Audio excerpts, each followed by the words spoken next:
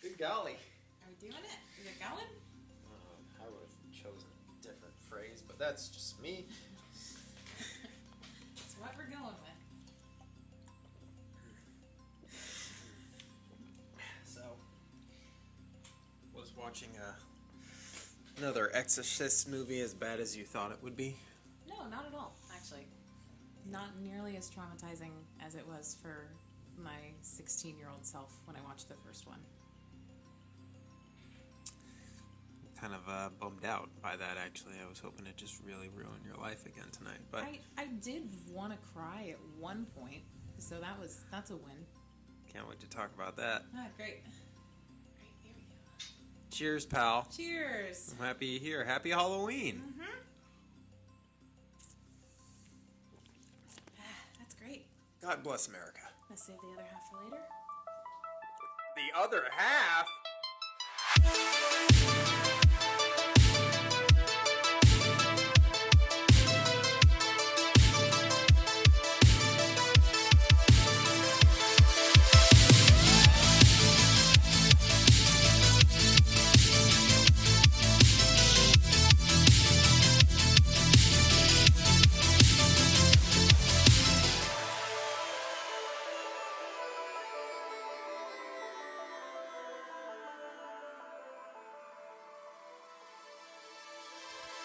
Yeah, it's called conserving your resources. Oh, don't worry. We have plenty of booze here. Great. There's no shortage of alcohol in this household, I can tell you that much. So happy to hear it. It's not my fault. Welcome back to the Jony Horror Podcast. I am your host, Jony Horror Maresca, and with me tonight is... Katie Maresca. Oh, wow, a relation. I can't even believe it. Wow, it's been like, I don't know, I've done a handful of episodes, not 100. I haven't done 100 episodes, but I've done a lot of episodes, and this is the first one you're on. How does that make you feel? Do you feel a little left out up until this point? I wasn't going to bring it up. If you're going to bring it up, we can talk about it. I don't know if we need to do a whole family therapy session right now. But I'm happy you're here. I'm honored. I'm very excited. Yeah. Hell yeah. It's great. You know, we've had you on the show a couple of times, on the actual Jony Horror show. For as many as the other Jony Horror insert what Isms. have you. Yeah, isms. Yeah, you've been on that, and you know, it's really great to have you here on the podcast because it's Halloween time, and we're talking scary movies, which is what this podcast is all about. So, first and foremost, what's your favorite scary movie? Geez. I think the first thing that probably comes to mind is, out of the newer things that I've seen, probably Hereditary. Just as far as things that have like genuinely shaken me to my core and upset me, probably that. Like weird comfort horror movies is a totally different story. I think I love The Witch. That's just, it's the creepiest, like, slow burn in the entire world. There's definitely a whole vibe about The Witch that is just it has a very Halloween, like, fall vibe, and I agree, like, it does fall into elevated horror, which I know you lower end millennials are just all about, because I am also a millennial, but I feel like the bottom half of the millennials are definitely all about the elevated horror. Hereditary, The Witch, Babadook, Midsommar, Ari Aster's great, and I love all of those movies, but I will say that I genuinely enjoy watching The Witch. Yeah. Where Hereditary is a little bit of a chore. Yeah. For as masterful as it is. But very cool. Good to know. Yeah. Good to know with that going in. And one other quick thing before we jump into the main event. It's Halloween time. We're here. This is going to be being aired in like one of the last weeks of September. Maybe just on the cusp of October. Right in the thick of spooky season, do you have any Halloween traditions that you like? I think everybody does pumpkin carving. I think that it's just everybody needs to do that. That's rite of passage. Probably just that and getting kind of drunk on like some nice kind of fall themed ciders. Like Trader Joe's has a really good, I don't know if it's a pumpkin cider, but they have a cider that they carry every year. I think it's like, I forget the name of it. They carry it every year. I forget what it's called, but they have like a Halloween themed cider that they have. So drinking that on an annual basis and then doing pumpkin carving. Yeah. Fuck yeah. Yeah. I dig it. I'm all about it. Yeah. Well, you can add watching scary movies with your brother to that, because I think that is something we do every year, because I make a point to, at least with some of my favorite people, try to have a night where, you know, my friends or family come over and we watch scary movies and have drinks, and a lot of the stuff, 99.9% of the time it'll be something I have seen and that someone else has not seen, such as the case tonight.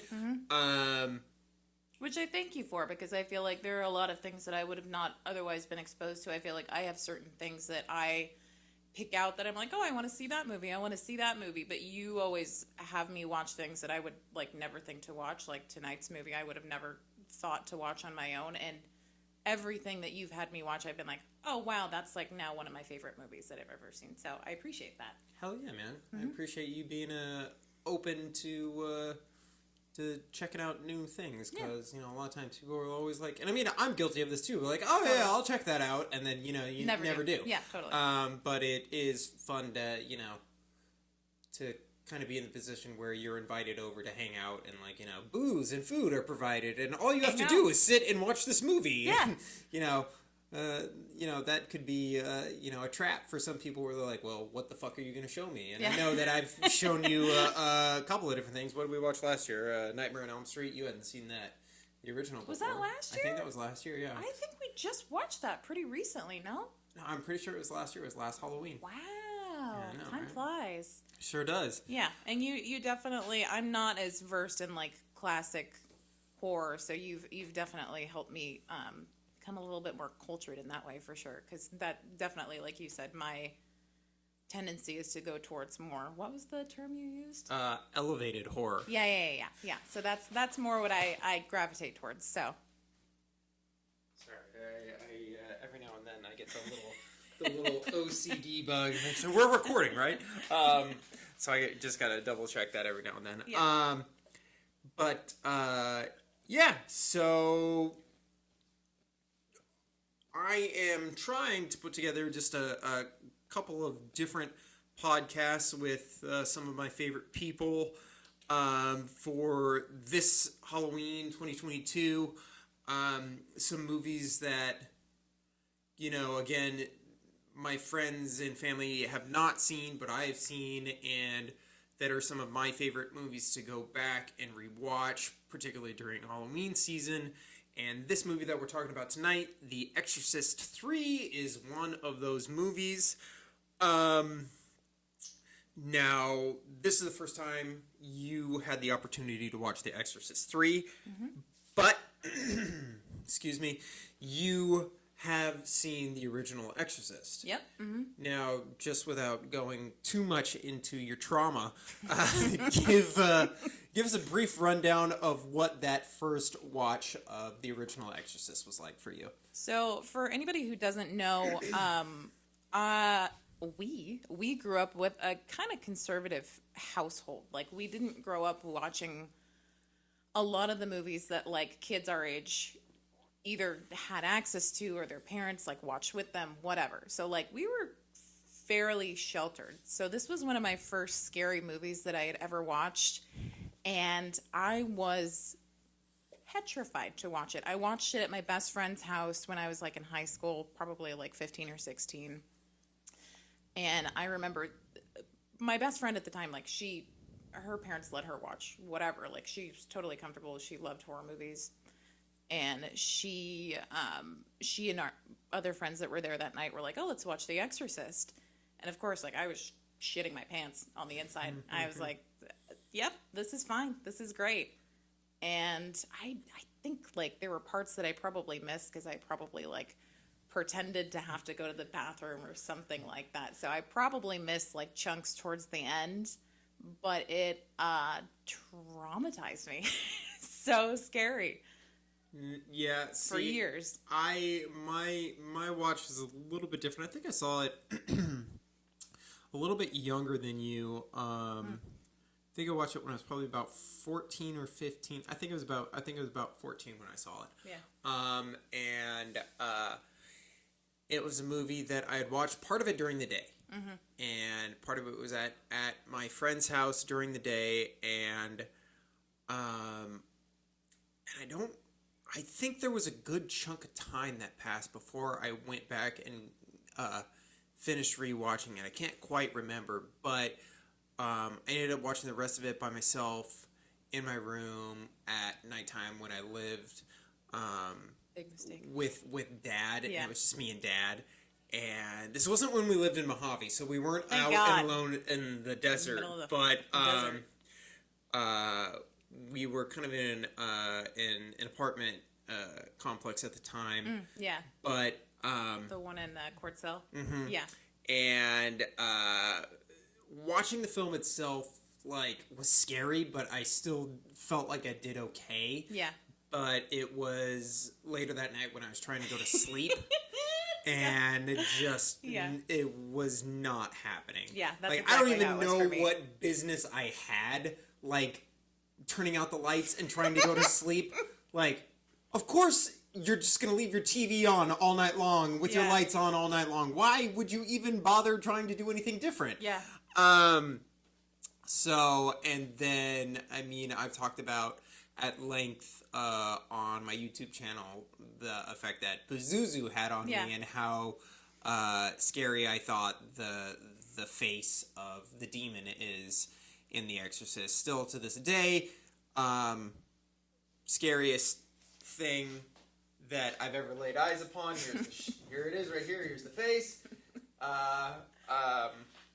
But now, you know, you kind of embrace the thing that scares you. Still, there are points that, you know, I have a drape that has Reagan possessed, and the Pazuzu face is above, and it's a Halloween decoration. And sometimes we put it out during Halloween, and sometimes we don't, because depending on where we decide to place it, it could really fuck up your day. You just feel like something's watching you, you know? When you had it up at your old house, whatever, like, even to a couple years ago, like, I would not want to go to because it was in the hallway to get to the bathroom. Yeah. And I would be, I don't fucking want to go over there. It'd be like during, like, an actual, like, a Halloween party where there's a group of people is when we would have it up. And you'd be like, this is fine. Because we wouldn't have it up during the season because it's just too much, man. Yeah. It is really, like, legit too much to have that thing up all season. I've done it before. Yeah. And it's been rough. But anyways, I digress. Tonight, I told you that we were watching The Exorcist III, and your first words out of your mouth were "fuck off," which I thought was a great response. So you and I both agree that, like, The Exorcist is probably, like, one of the scariest movies ever made. 100%. You know, and again, that probably goes back to our religious upbringing. I mean, I'm not religious anymore. I'm full-blown atheist. I don't believe in life after death, but I still think that there is shit out there that is evil and it's bad, and there's stuff on the other side, if it's another dimension, what have you. It's why I won't fuck around with Ouija boards or anything. We have one here in the house. I don't even like it being here in the house. I think that's kind of like across the board, no pun intended, across the board, people kind of don't fuck with them for that reason alone. Yeah, it's just a bad idea. Yeah. So if you do it, God bless. More power to you. But yeah. So The Exorcist III is what we're talking about tonight, and we're going to jump right on into this. So, without further ado, in the film, a bunch of random-ass killings start to happen, and a detective has to go about and figure out who is doing the murdering and killing and blah, blah, blah. You've seen it all before. But this time, it's got fucking demons. So, yeah, let's go ahead and, before we talk about the behind the scenes and the making of the film, you and I are going to discuss the things we liked, the things we didn't like, and, yeah, so why don't you go ahead and hit me with your likes right out the gate? Let's see. Pull it up on your phone, yeah. Cool. So I have a couple notes. They are complete jibber jabber. So let's see. Jibber jabber is better than no jabber, I would say. So one of my notes that I wrote is a bunch of pies and anchovies. You wrote that in your good. You wrote that in your good? I did. And my good is very big. My bad is almost non-existent. So start at the top and, tell me, while you're going through that, I got to kind of get my notes situated because they're not popping up over here. But tell me, go through line by line, and if you feel you need to elaborate on something, then do so. Pies and anchovies I had in my randoms because I just thought it was a great bit of dialogue that made no fucking sense whatsoever, but it was coming from a lady with dementia, so who gives a fuck? And I want to know if that's like an old-timey saying or if that's just something like totally off the cusp that they put in there. That's what I'm really curious about. I was like completely engulfed in the movie, so my notes are pretty scarce, but let's see. What I loved, and this is kind of just like overall, is I love that they didn't do that much hand holding. I feel like that can be kind of a sucky thing in horror movies sometimes, is when they handhold a little too much, and I feel like in this they gave you clues in the beginning without over explaining anything. So I loved that. I loved like in the beginning with the details with the oars. You see the rowers in the very beginning, and then when they're in the diner, you see like a shot of, it's like a painting of like rowers or something, and you can kind of get from the very beginning like there's some significance with it, but it isn't explained to you until later on when they're talking about the death of the boy, how he was crucified on the oars. I thought that was fantastic. I thought that was really well done. One of my other goods is I have a note that says "man in wheelchair flashing the nurse." That was great. Yeah, that was a pretty good little bit right there. Overall, I think there was just a really good balance for how heavy this movie is. I mean, like right from the start, talking about the killer is decapitating people, there's a really good balance of like humor and chemistry between the characters in the movie. Yeah. So it's not all heavy like you between the detective and the priest who's his friend.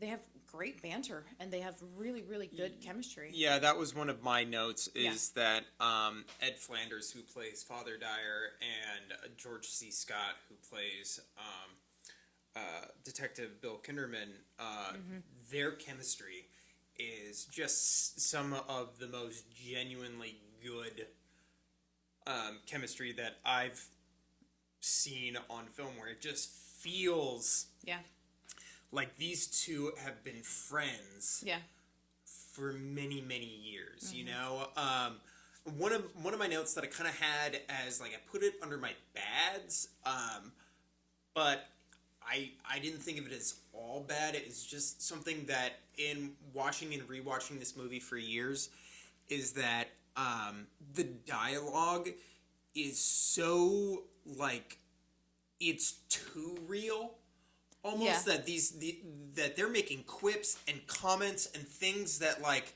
if you don't have background, we don't know half the shit that they're referencing unless you're just, like, from that time. And so many of them are quips and just, like, backhanded, you know, comments and this, that, or the other, and they're so hard to keep up with, and it is so natural and so believable, because that is how people talk. But, like, from a viewer standpoint, you're like, what the fuck are these assholes talking about? You feel a little stupid. You do feel left out as an audience member, and you're kind of, like, you know, scratching your head. So in that regard, it does kind of alienate the viewer, and that's why I had it as, like, a con, a negative in that respect. But overall, it does lend itself to the believability, and that's why where you can kind of see where William Peter Blatty, who wrote both novels, The Exorcist and Legion, which is what this film is based off of, you can kind of see him showing his hand a little bit there, because he's really good with writing that believable dialogue, because as a novelist, you have to be able to write engaging, believable dialogue. You can't write movie dialogue when you're writing a novel. Because it's not, you know, it's not engaging. With film, you can show things while having shitty dialogue, you know? Think any generic action movie. As a novel, you have to be able to paint a picture, essentially, that sticks in people's minds.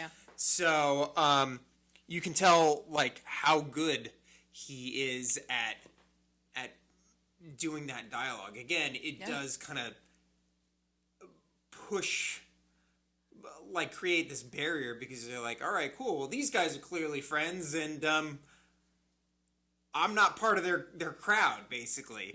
But I agree 100% that their chemistry is, like, so unbeatable, and I would have loved to just watch a movie with the two of them. The whole time. But please continue, because my notes are not showing up on the computer over here. So I think honestly that was, like, you said you had a lot of good notes. I had a lot of really good notes. One of the things that I loved was how little, I mean, they alluded to it a little bit, like, of some of the supernatural stuff, but nothing truly supernatural happened until that one scene where he's talking to one of the other priests, and they mention Reagan and Reagan's family name, and then immediately after that is when you have that scene with the door that's opening, and you see the paper kind of start to float a little bit, and that's when kind of the spooky stuff starts happening. I loved that. I thought that was amazing. I thought that was a really nice ode to the first movie. Let's see.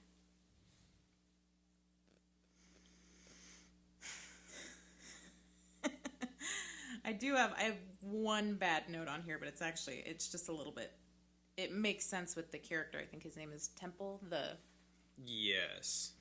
guy. I had some notes on Dr. Temple as well, that were of the negative variety, unfortunately. But yeah, go ahead. Tell me what you got. The only thing I had about Temple was, and I thought his character did great for what it was meant to in the movie. Yes, absolutely. It definitely fulfills what he's supposed to be. Yeah. But my only note that I had was who has a portrait of themselves in their own office. I think that is very much. I think it's absolutely supposed to be this very telling character detail. However, I think it would have been better had it not been so prevalent. Like they do this downward pan across it or upward pan, something like that, very close up to reveal it, and then he's standing next to it, sort of a deal. You're like, okay. If it had just kind of been in the background and is like one of those details, you're like, is that really there? Does that motherfucker have a picture of himself up there? I think that would have been maybe just a little bit more effective as it stands. And I mean, this is one of those nice little, like that whole scene is one of my was one of my notes too. Yeah. I just love him rehearsing his speech. Yeah.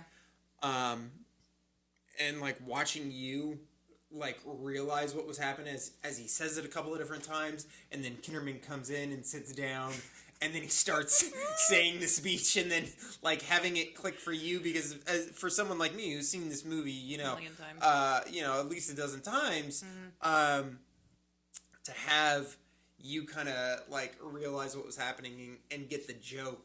That whole scene does kind of have a levity to itself that is nice because it is immediately like this is a fucking dark movie. Yeah. So any beats that you get, that's why like all the banter between Dyer and Kinnaman that is up front is really, really nice because the further we go into this movie, the darker it gets. Yeah. And that really is one of the last like scenes with a little bit of lightheartedness, if you can call it that. Throughout the entire movie. Yeah, before we dive into what is the really fucking dark ass monologuing shit toward the end.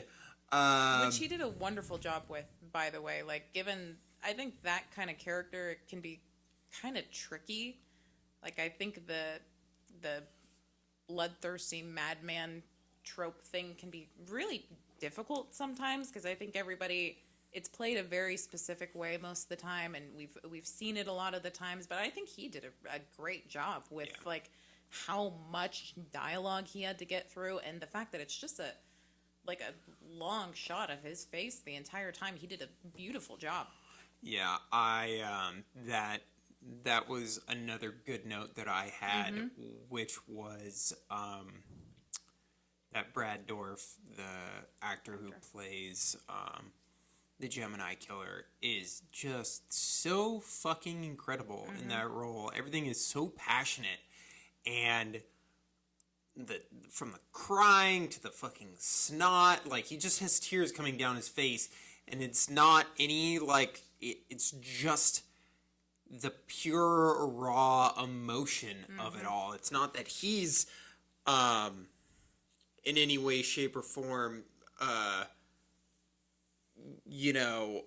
empathetic to anything that he's done to anyone he's harmed. He's clearly not, but it's just this pure visceral emotion that is just coming through in this performance, and it is so fucking amazingly acted. And Brad Dourif, with all of his great roles, from the obvious portrayal as Charles Lee Ray, aka Chucky, the killer doll in the Child's Play and Chucky franchise. Which that was a great... They do have a little Easter egg with him saying like Child's Play at some point. Which I'm glad you mentioned that to me, because it would have gone over my head, and I thought that was great that they snuck that in there. Yeah, because I think at this point, you're good. Yeah, because I think at this point there had probably been like at least one Child's Play movie, if not two. Because I think it came in 1988. And this movie was released 90? In 90. When was the original one released? Like 79? The Exorcist? Yeah. 1973. Oh, okay. So this was I was going to ask you that because I wanted to know. In the movie, it was 15 years from when the original events happened. Yeah, so I wanted to know. This is pretty much on that track record. This is like 17 years. Does this movie have the same kind of? The term is escaping me, but like the first movie has so much, like stuff that happened with the actors, like weird cursed like lore and stuff like that behind the first movie. Is there any of that with this movie? This one I don't know as much about that. I don't think there was. I mean, I know it was a little bit of a troubled production, and we'll get into that. Mm-hmm. We'll probably find out more than we already know, which is the hope. But I know that it did have a little bit of troubled production because of just studio interference. But before we move on to that, any other goods that you have on your list? Yeah, keep on hitting me with what you got. Some of it is just lines. So, God, the actor who played Kinderman, like what a good lead. Because that was another one of my my notes. Same was George C. Scott is just a force to be reckoned with. Yeah, I could not agree more. But please, tell me more about how you felt about his performance. He's like you had said something when we were watching it. You had said like there's the scene where he's talking to one of the ladies in the insane asylum, and she's like, "Oh, are you my son?" or says something to that effect, and he says, "I'd be proud if I was," or "I'd be." So, like that is, like he delivered that so well and so charmingly. And then one of my notes that I have is it's not in the file. It is not like when he gets upset with the nurse, the like bitchy nurse that's in the movie.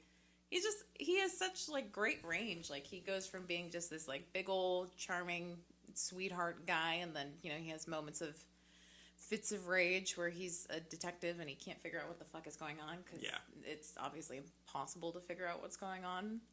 So he just 10 out of 10 for him. He was so charming, and you just loved him as a lead so much. He was great. Yeah, he is one of like. I'm going to say old-timey actors. He's not like old-timey, but from gosh, I mean, he won the Academy Award for playing General Patton in the film Patton. I know him in 12 Angry Men.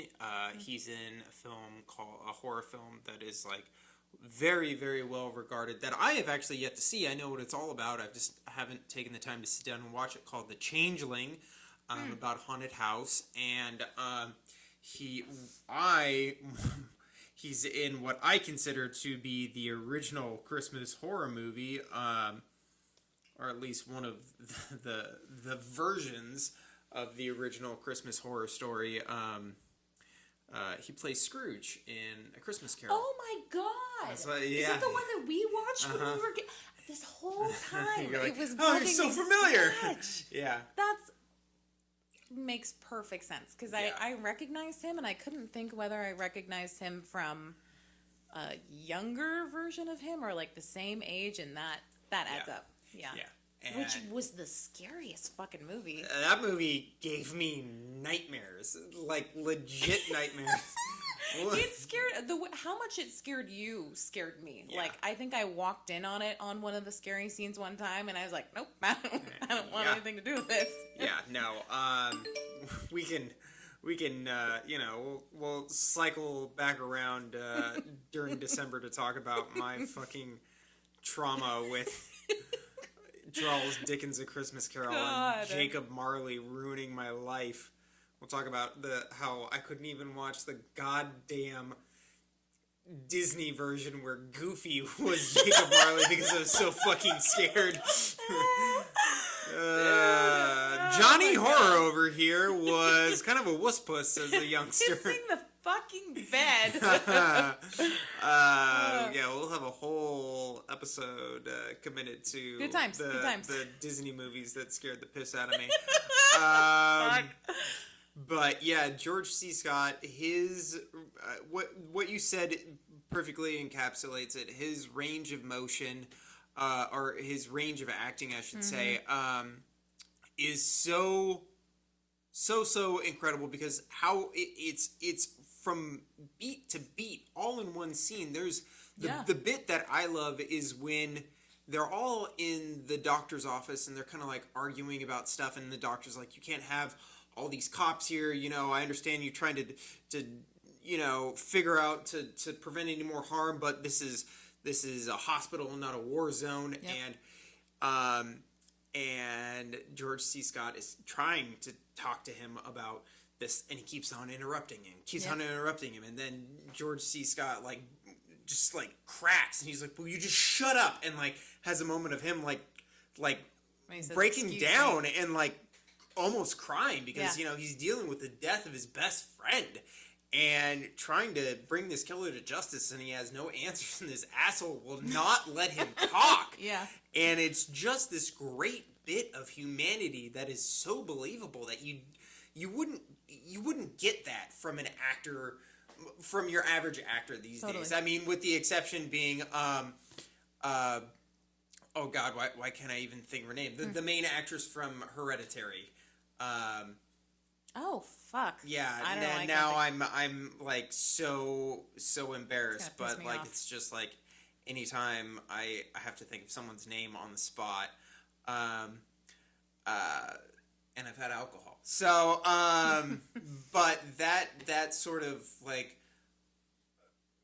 range you just don't see in this day and age. Yeah. So because that man, you know what it looks like when a grown man loses his shit for 2 seconds, and that's exactly what it looks like. He did such a good job. Toni Collette, there we go. Thank you. I'll be able to sleep tonight, and hopefully I won't be murdered by the Instagram crowd.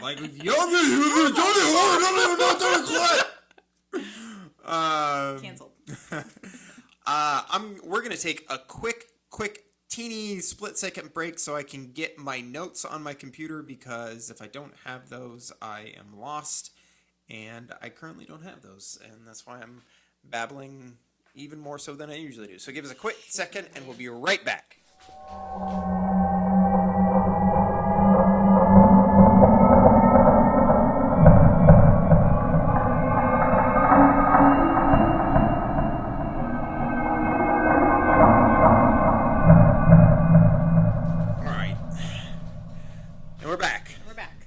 I think we're back. Are we recording? You tell me. Oh boy, pal, we are recording. Look at us go. I know it. Sorry about that quick break. My notes were not popping up on my computer, and now I got them. So we're back in action, folks. Do you have any other good stuff for me that you want to hit me with really quick? I'm sure I do.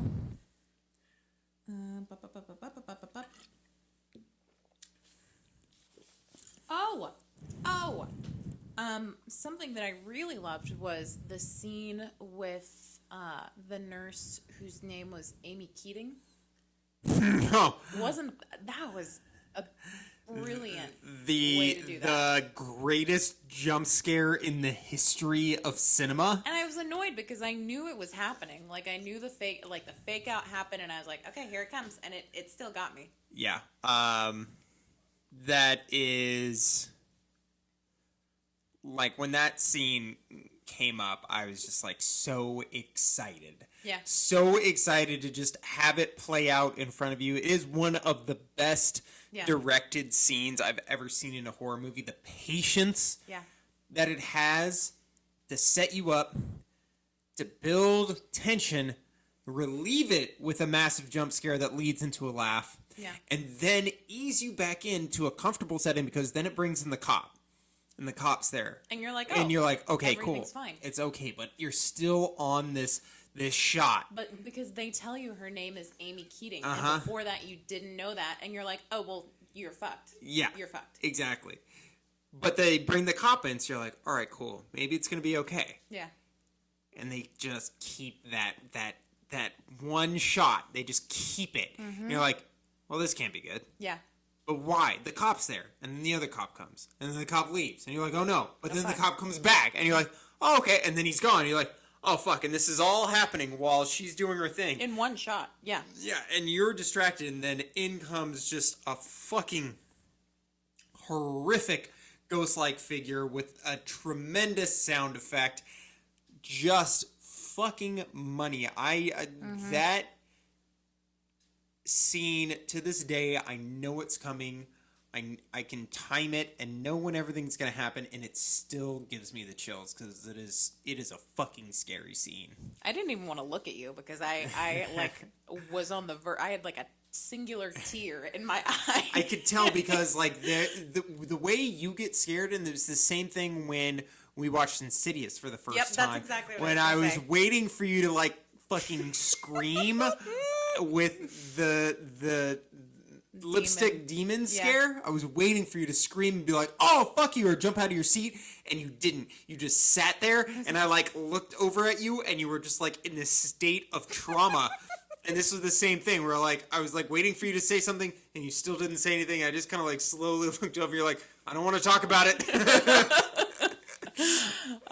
It was so good. Like that's what gets me, is that there could have been a million ways for them to do that. Like they could have introduced it earlier in the film. They could have said her name was, what, and they mention Amy at some point, but you don't know who Amy is.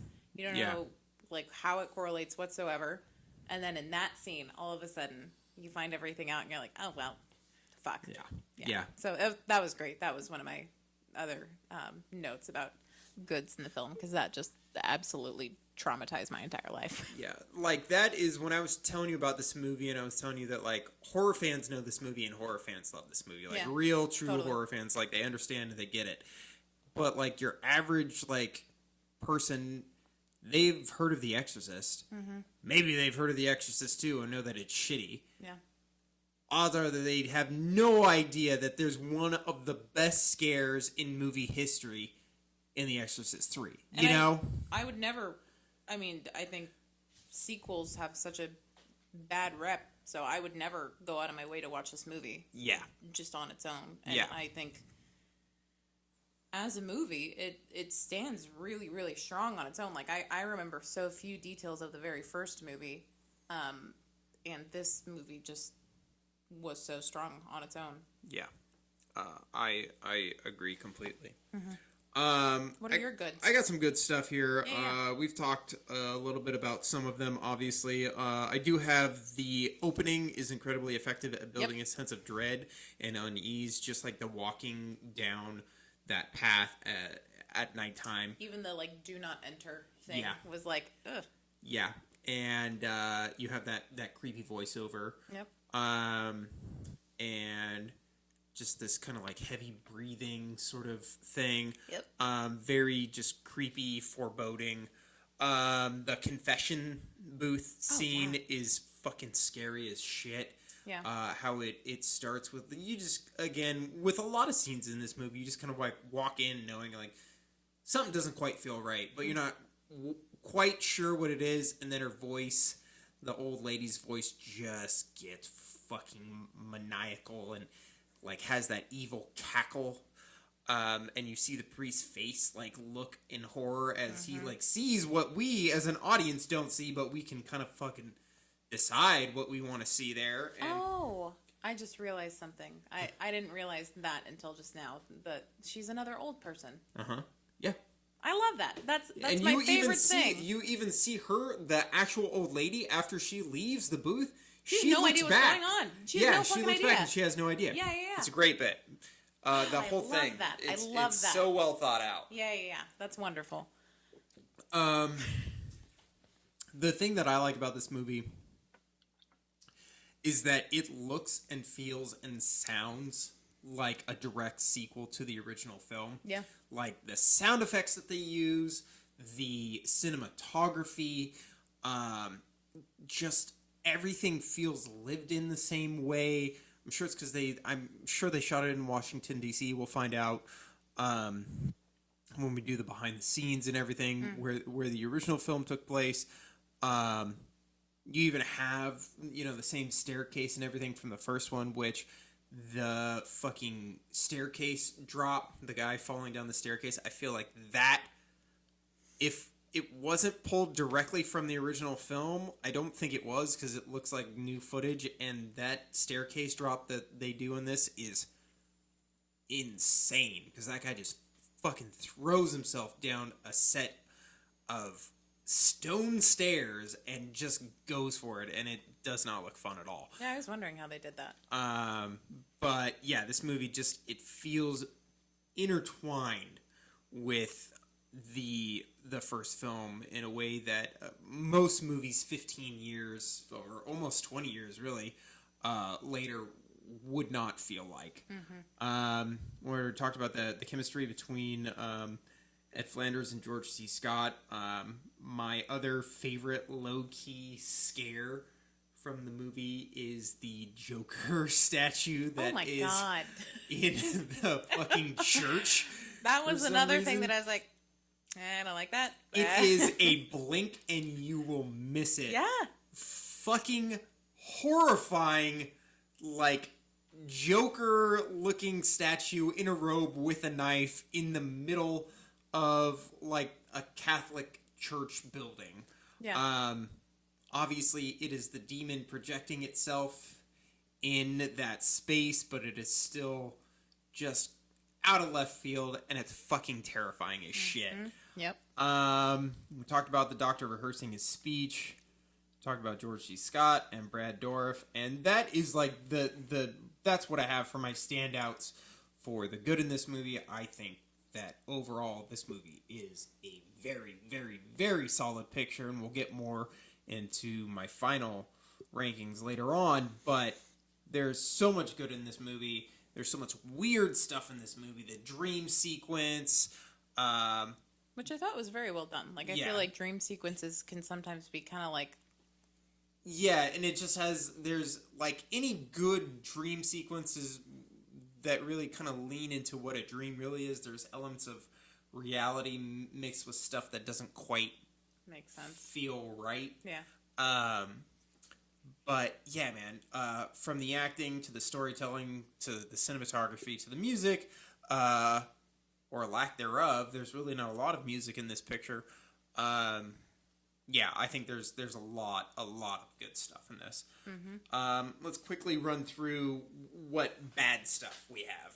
What do you have for bad? My only true bad thing that I had was one scene towards the end, which I'll circle back to. But my only bad thing that I had was something that I mentioned earlier, which was the like serial killer thing. I feel like is that character can be kind of difficult. Sometimes because I feel like it's such a narrow thing. Like it's like a crazy person who lacks empathy and thinks it's funny or entertaining to kill. Like I think, and I recognize the time that this movie was made too, but I feel like that thing can be kind of not overdone, but it's like maybe over the top. That sort of aesthetic. Yeah. Yeah, and that whole thing just that character is kind of well known. Maybe not as much character development, as much depth. Like this is like a one-note character sort of a deal. Yeah, exactly. Yeah, I don't think there was a lot of depth. That's my only thing is I would have liked to have known like maybe a little bit more about that character. Like I know he wanted to kill people because of his dad had a last name that started with K and he hated his dad, but I feel like if we had gone like a little bit deeper with that character, it would have made him, it would have just added some significance. See, that right there is that millennial like elevated horror bullshit where we're like, we need to know more about this character. Everything to tie in. Yeah, I can kind of see where you mean, where just like he does kind of have this one note sort of thing, but also we are dealing with multiple characters inside one individual that we kind of have to cycle through. Totally. And you definitely need kind of like, you know, can't get too sucked into, you know, this guy, because he really does need to be a villain, because we need to remember that he's doing these horrendous, terrible things, and he already talks enough as it is without going into why he's doing what he's doing. And if it was today, he would have his own movie. He would have his own, like, backstory and origin story. It would be, God, what is the, God, I just suck at this, mind, something, it's the Netflix one. Oh, Mindfuck. Mindfuck, yeah. Nope, not that. Nope. I know exactly what you're talking about. With all the serial killers, and it's very, very well done. And it's one of my favorite shows. Upset that they aren't doing a third season. But I digress. This is pissing me off. Yeah, look it up, please, because we're stupid here on this show. We suck. Mindhunter. There you go. Thank you. Legitimately one of my favorite shows. Okay, so for my bad stuff, I said there's a terrible Photoshop picture right out the gate. Like, the very first picture you see, like, when it shows George C. Scott, at the very beginning of the movie, before he even says a line of dialogue, he picks up a picture of him and Damien, and it's just like just the worst Photoshop. I'm like, oh my God, both their faces are, like, glowing because they pulled them from different light. Let me see. We already talked about kind of like my misgivings with how the dialogue could alienate certain viewers. Yeah. Which I really only got in like the first it 10 really minutes is. of the movie. It really is like front loaded, because I mean it is, you know, Father Dyer and Kinderman, you know. And Kinderman has a little bit of that dialogue when he's first introduced in the police station with everyone, and how he's talking with everyone. You're like, dude, I don't understand. What the fuck are you talking about? 17 of these references you're making right now.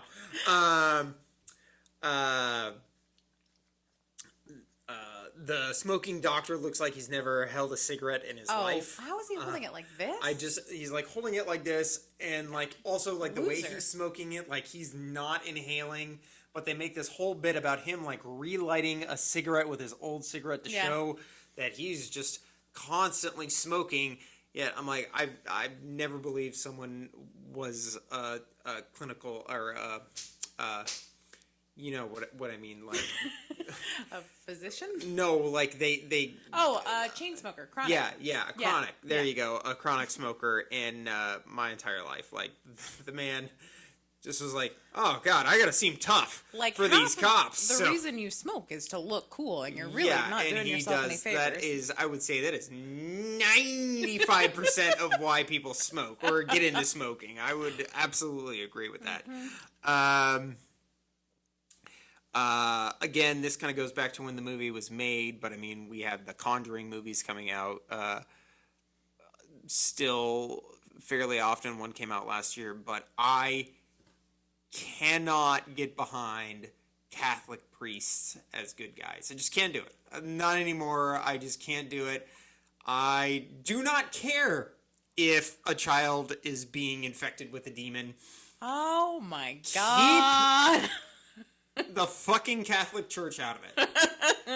Absolutely, 100%.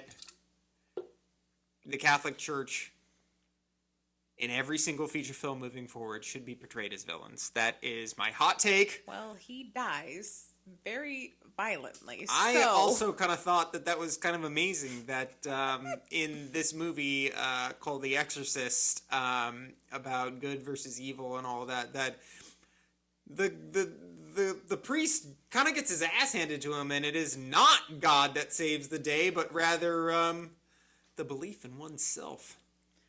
Not only, like, not one, not two, but 3 priests die in this movie, like, in pretty horrific ways. And that's why they shouldn't have diddled so many boys. And on to the next thing. Come back to us. Come back to us. You're here. It's okay. It's okay. There's a roar where, like, that just kind of comes out of nowhere when Kinderman is first talking to patient X, as it were. Mm-hmm. He just roars and then is like, oh, wow, I do that pretty well. And it does not line up at all. No, it doesn't sync. The performance doesn't sync with the audio, and it just feels very, very out of the blue, and I didn't particularly like that. I wouldn't have known that was even him had it not been for the line that he said, I did that very well. Yeah, like, I was honestly like, was that like, when they tacked on that line, I was like, ooh, we could have done without that, and it would have been a little bit better. Yeah. And then my last big no-no, and this is a problem that I do have with this movie, is that fucking almost the entire, third act is exposition city. I mean, exposition out the ass. It's just the Gemini killer talking and explaining and why. And Brad Dourif does fantastic with all this dialogue that he's given. But it does just kind of start to feel like a two-man play at that point, rather than this, epic crime drama that it should be. Even the lighting when they're in his isolation cell, like, towards the end, I was like, this legitimately looks like a play. Yeah, just the way it's set up, absolutely it does. Mm-hmm. It very much feels that way. Mm-hmm. So, I think there's a great opportunity there for show, don't tell. Or show and tell, at least, instead of just having these two people talking. As great as the performances are, we could do some flashbacks, we can do a little bit of this, a little bit of that. Yeah. But that is, a main staple in cinema is show, don't tell. And again, this is William Peter Blatty, who I do not believe had directed a picture before this. Maybe he directed one picture before this. But again, coming from a writer's background, it's him showing his hand and leaning more towards a dialogue-heavy scene rather than a cinematic scene, as gorgeous as all the cinematography looks. I have a couple of random thoughts. Pies and anchovies, like we talked about, and priests and doctors drinking and smoking, just like everyone is drinking and smoking. And this is the 90s. Like, I feel like this is... Yeah. I feel like they were thinking it was the 70s still, and that was definitely not the case. It's the good old days. Any other randoms? Things you want to talk about before we jump on into the making of? Well, I told you my very first note that I had was hip, hip, hip, hip, hip, hip, hip, which is the rowers in, like, the very first 10 seconds of the film. No.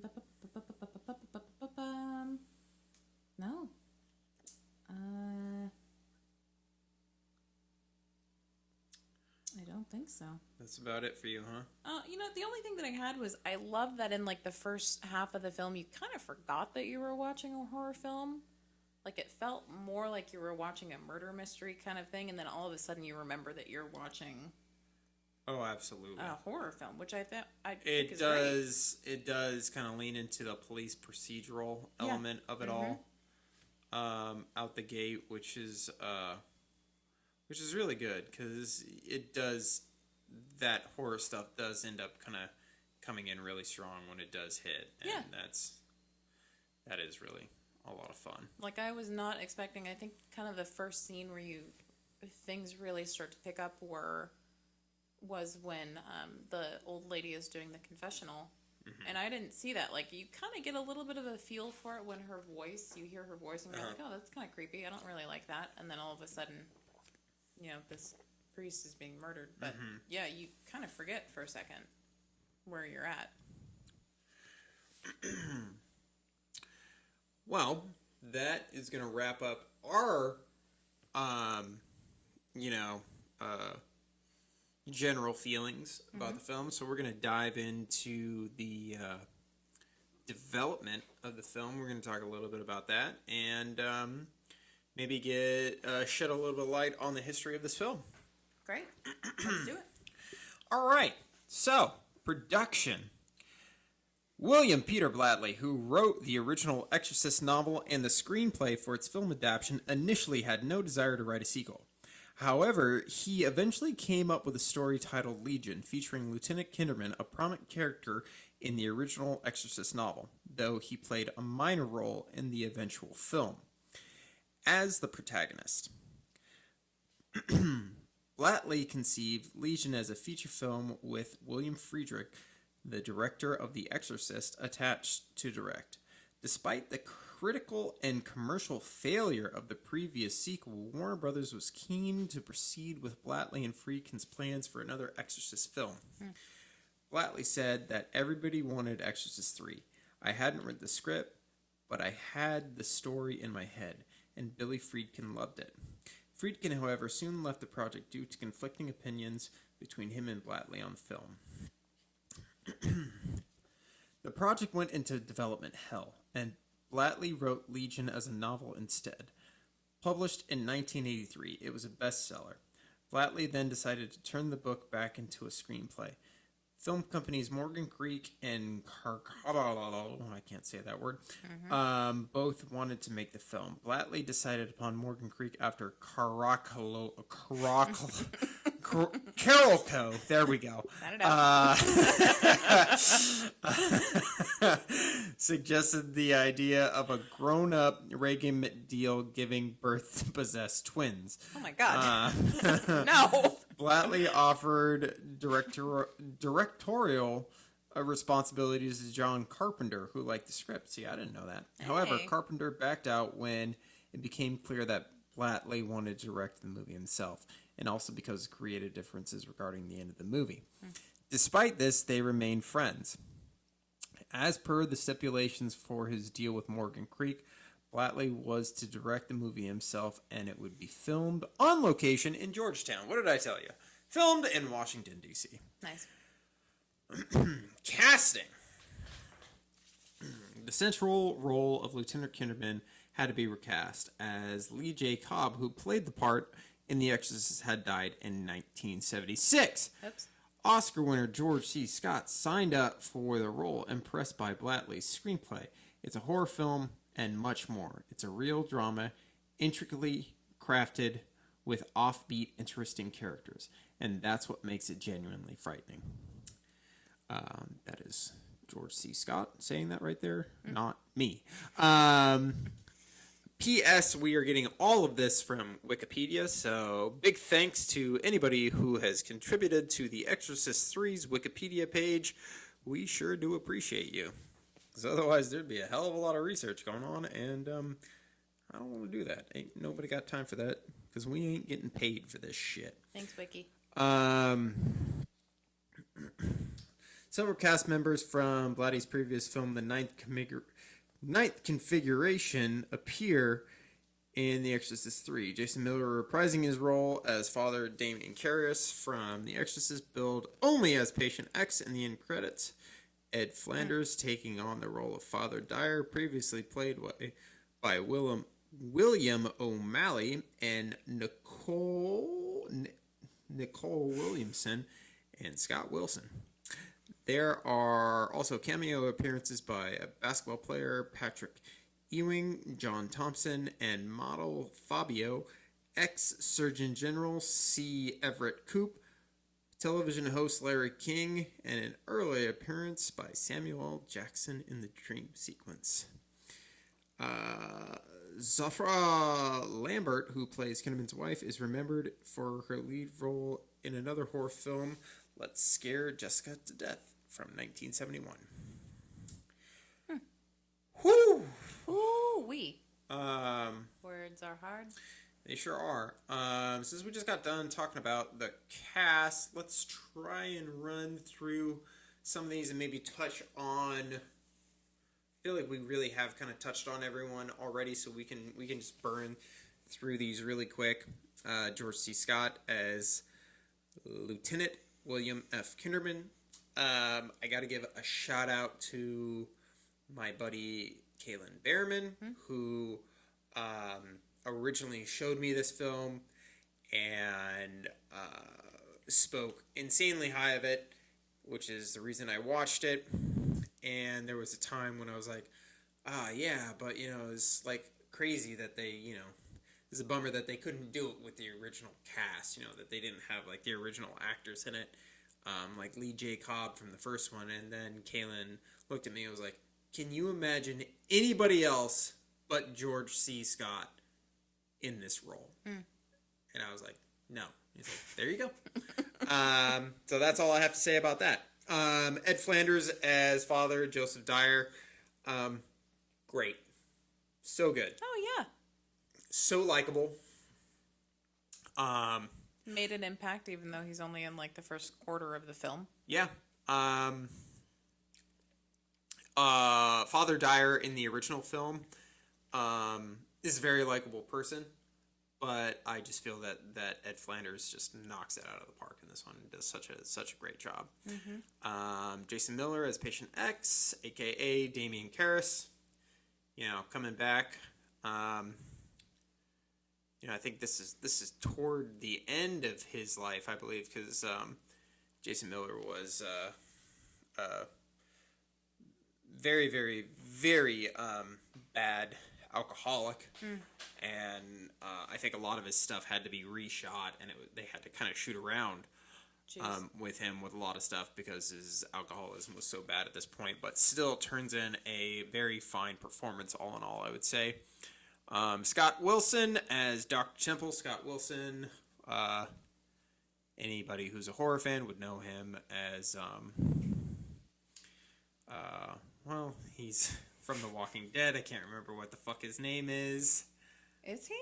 Yeah, he's the farmer. What's the farmer's name? Oh my fucking god! Yeah, he is. Herschel. Herschel. Yeah, he's Herschel. Yeah. No shit. Yeah. Aw, he's got such pretty little eyelashes because he still has that when he's in The Walking Dead. He's got those nice long eyelashes. Yep. We already talked about Brad Dourif as the Gemini Killer. Excellent in Chucky. Phenomenal. Like, arguably the MVP of the Rob Zombie Halloween series as Sheriff Lee Brackett. Best part of those movies, and I love those movies, but he is the best actor in those films. And is also really great as Doc from Deadwood and a million other things. I've met Brad Dourif. He is a very, very nice person. And I don't know what else I can say about him except that Chucky Season 2 is premiering in October on USA and the Sci-Fi Channel. So check that shit out. A whole slew of other people that are just kind of like a bunch of random ass characters in here. Apparently Samuel L. Jackson. Yeah, now I remember Sam Jackson being in there. He's in the dream sequence. I don't know if there's anyone else that we really, really need to cover. Except maybe Nicole Williamson as Father Morning. That just with his bleached blonde hair looks fucking ridiculous, but I think that probably about does it for the characters. I'm not going to spend too much time on that shit. Is that guy, there was somebody in the dream sequence that had like long, there was like a bleached blonde dude next to him, and there was some guy. The I was talking about the priest. The one who had the long hair is Fabio. Okay. All right. So jumping back to the behind the scenes of this film, I think we might cover this right here and maybe take a break after this. And okay. So here we go. With an $11 million budget, the tentatively titled Exorcist Legion was shot on location in Georgetown for 8 weeks in mid-1989. However, Additional interior filming took place in DEG Studios in Wilmington, North Carolina. Blatley completed principal photography of the film on time and only slightly over budget. Excuse me. However, 4 months later, Morgan Creek informed Blatley that a new ending had to be shot. Blatley said that James Robinson, the owner of the company, his secretary, had insisted to him that this has nothing to do with The Exorcist. There had to be an exorcism. So saying that that the film had nothing to do with The Exorcist, right. So there had to be an exorcism somewhere in there. 20th Century Fox put up an additional $4 million in post-production to film an effects-laden exorcism sequence featuring Nicole Williamson as Father Morning, a character added just for the new climax. So everything with him was added after they had shot the original film.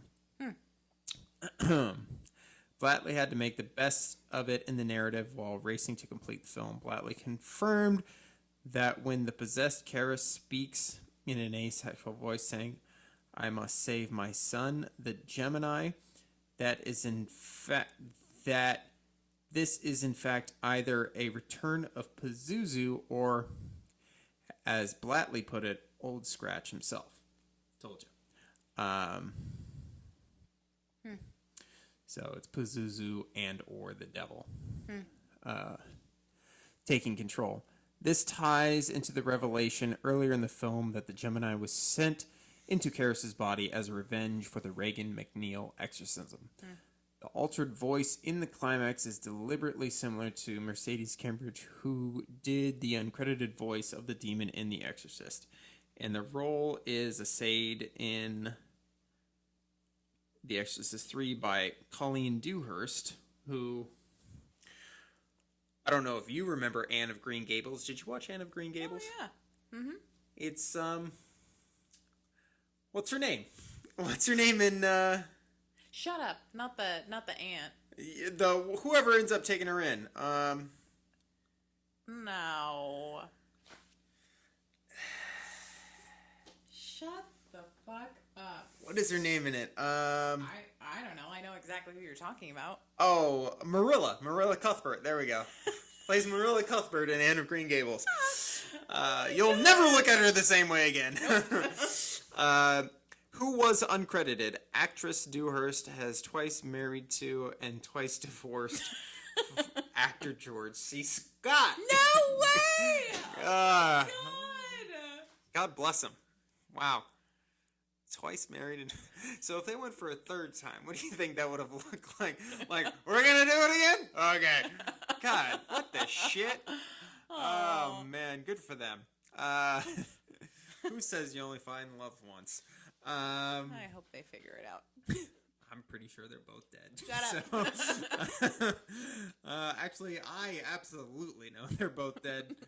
George C. Scott's definitely dead, and she died only like a year after this movie was released. So You're a there non-believer.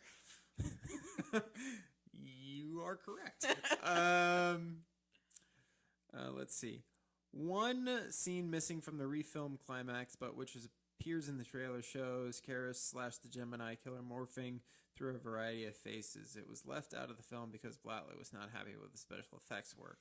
That's a bummer because that sounds really cool. I know. On the climactic exorcism scene, Blatley later said, "It's all right, but utterly unnecessary and changes the character of the piece." Although at the time, Blatley told the press that he was happy to reshoot the film's ending and have the story climax with a frenzy of special effects. Apparently, this was a compromise. This compromise was forced on Blatty against his wishes. This is what he has to say about that.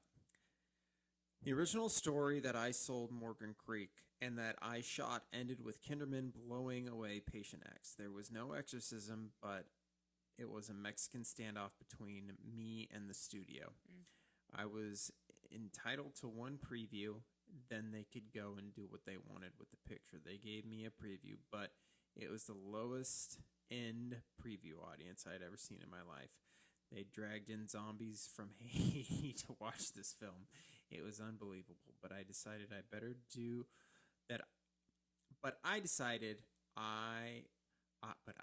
better. Excuse me. I should do it than anyone else. I foolishly thought, I can do a good exorcism. I'll turn this pig's ear into the silk's purse. So I did it. Working on the film, Brad Dourif recalled, we all felt really bad about it, but Blatley tried to do his very best under very difficult circumstances. And I remember George C. Scott saying that the folks would only be satisfied if Madonna came out and sang at the end. Dourif feels that the original version was a hell of a lot purer, and I liked it much more. As it stands, it's a mediocre film. There are parts that have no right to be there. The execution-style ending that Blatty pitched to the studio, which was in the shooting script and actually filmed, differs radically from the ending of both the novel and the first screenplay adaptation developed from the novel.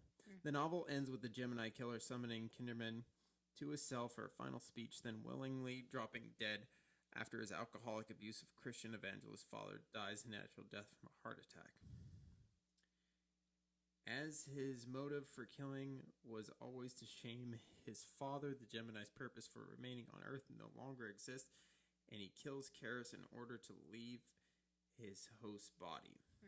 In Blatley's original screenplay adaptation, the ending is similar to the novel, except that the Gemini's death is not self-induced, but forced supernaturally and suddenly by the death of his father. In both novel and early screenplay, the Gemini's motives for his murders are also given further context via a long series of flashbacks that portray his and his brother's childhood and their relationship with their father.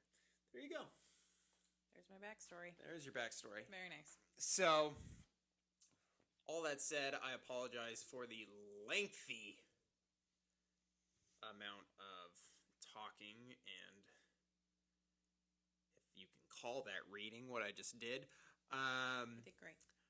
But, yeah, the original film that they put together does not feature an exorcism. Now, I've seen both cuts, because I have a Blu-ray of the theatrical cut and a Blu-ray of the director's cut. I've seen both. And while I see what they're getting with the director's cut, it feels like some stuff is either not there, like they couldn't get everything from all the original footage. It just kind of ends. Mm-hmm. It ends with Kinderman shooting Karis, and it just kind of feels like very abrupt. Yeah. And it doesn't quite have this pathos that you get with the theatrical cut of the film. Yeah. Can't quite put my finger on it, and I'm sure maybe I need to rewatch it, but just as like a big fan of 80s horror, obviously this is filmed in the 80s, released in the 90s, that big effects laden ending just kind of satisfies that urge a little bit more. Yeah. Now, I understand kind of what they were doing with the character piece and all that. It does, again, it's more like a play. That's kind of how it plays out, for lack of a better phrase. So, I think the film that they ended up with is probably more memorable. Mm-hmm. If maybe not as grounded as they wanted it to be. Mm-hmm. But, you know, who am I to really talk about that one way or another, you know? I think as an audience going into it, I probably personally would have been disappointed if there wasn't something along that same vein. So I'm glad we got to see that. Yeah. But yeah, I think, what do you think? We take a break, and then we'll come back. We'll talk about the reception of the film, yep. The critical response, and maybe dive into, looks like we got some director's cut stuff here, and maybe talk a little bit about the novel in which it was based, and then we'll give our final thoughts. Cool. Sounds good to me, boss. All right. We'll think that'll probably end up being the end of this first episode, and we'll do a second episode after that. So this is going to be the Jony Horror Podcast. Signing off for this episode. We just want to thank you guys so much for listening. Appreciate it. And be sure to tune in for the second part of The Exorcist III. I am your host, Jony Horror, and with me is my kid sister. So thanks for listening, you sorry sons of bitches, and we'll see you on the flip side.